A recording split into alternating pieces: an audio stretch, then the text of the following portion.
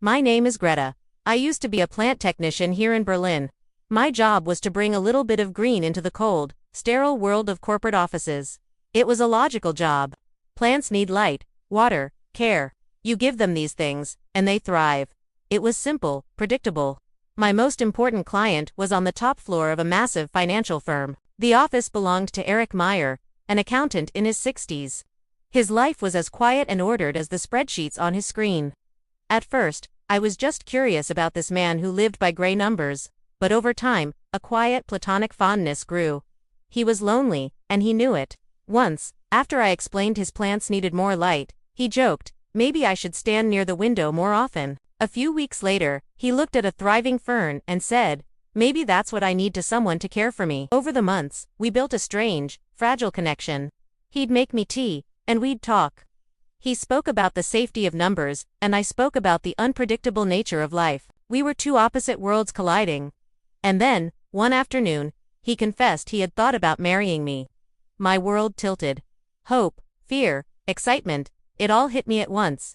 Could I be the one to save him from his monochrome existence? Could my small kindness be enough to inject life into his world? The fantasy didn't last long. His boss found out about our little tea sessions and gave him an ultimatum: stop seeing me, or leave the company he had dedicated 40 years of his life to.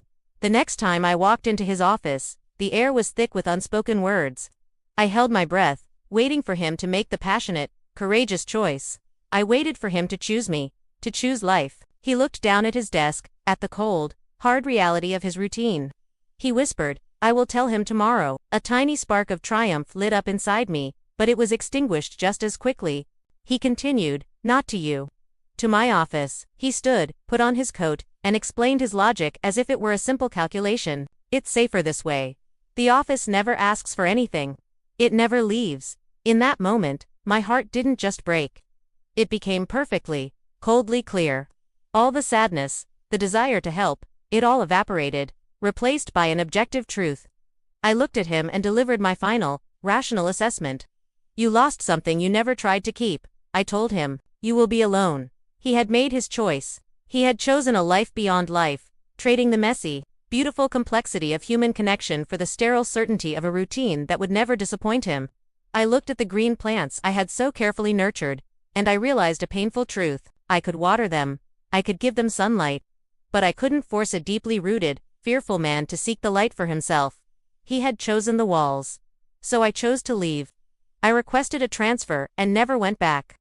Years later, I heard he was still there, caring for those plants himself, watering them at the same time every single day, a quiet monument to the life he almost chose. He learned how to care for the plants, but he never learned how to care for himself.